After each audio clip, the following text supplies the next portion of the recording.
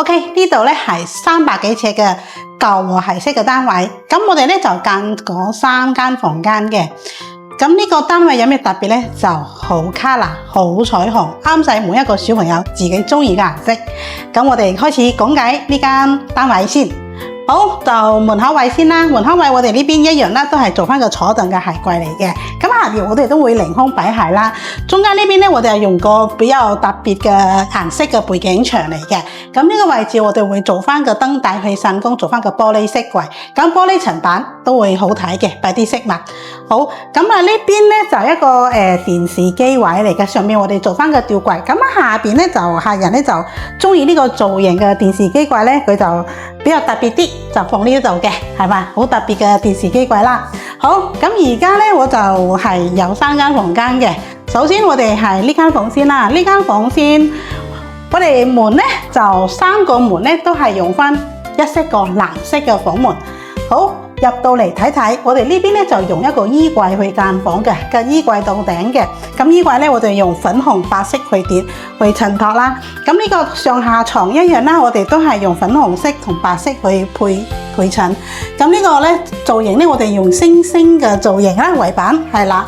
咁啊上邊都會做翻個吊櫃嚟嘅。呢度位置咧就做翻個書台連埋書櫃。咁啊牆身留意啦喎，我哋都係用翻呢啲比較偏青綠色嗰啲顏色比較柔嗰啲做翻嘅房間嘅牆身顏色。好，嚟到呢間房，呢間房咧因為裏邊太細啦，咁我哋啲門咧都係向出邊開。咁入到嚟，我哋呢邊咧就做咗個3尺嘅地台床啦。咁啊上邊咧就做翻嘅吊櫃嘅。咁呢個房間咧就小朋友中意紫色同白色嘅，係啦。咁啊側邊位置少少位置咧，你睇翻我哋都係利用個空間做翻個少少嘅書台，可以喺呢度做翻個功課，係好多 OK 就呢間房啦。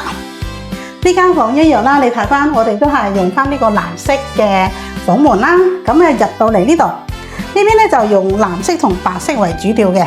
咁啊地台床啦，咁呢邊都係從呢邊都係書台，上面書櫃，咁啊就吊衣櫃啦，係啦。3間房間我哋都係用翻個櫃木牆去間呢3間房間。好，嚟到呢邊咧就一個廁所，廁所我哋用白色框嗰啲 PT 門啫。入到嚟呢度睇翻呢邊咧，我哋就係做翻個磨砂玻璃嘅乾濕分離。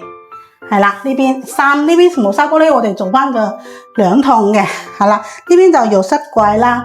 呢個位置咧就鏡櫃開放架，上邊咧就做翻個儲物，呢個就係廁所。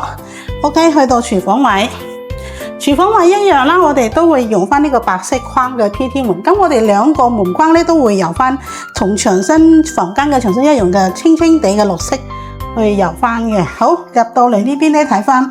我哋呢邊咧就打通咗呢個露台啦，咁啊就成排咁樣比較大啲嘅櫥櫃。咁呢個位置咧就做翻個吊櫃嘅，係啦。呢邊咧就做翻個洗衣機位。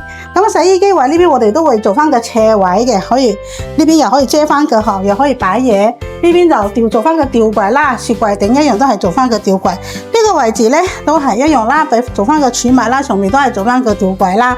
咁呢個微波爐位係啦，呢個就係廚房。上邊咧我哋都係一樣啦，做翻個鋁扣板天花嚟嘅。好，睇翻個地板啦，地板咧呢個咧唔係木地磚嚟嘅喎，呢個係石鎖板嚟嘅，係啦。呢個單位咧就鋪翻個石鎖板嘅。咁啊牆身都係青黛以白色為主調嘅珍珠板啦。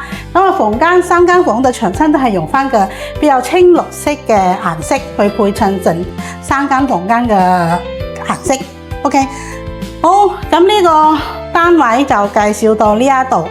咁大家對呢個單位中唔中意呢？中意嘅都係揾翻我哋啦。OK。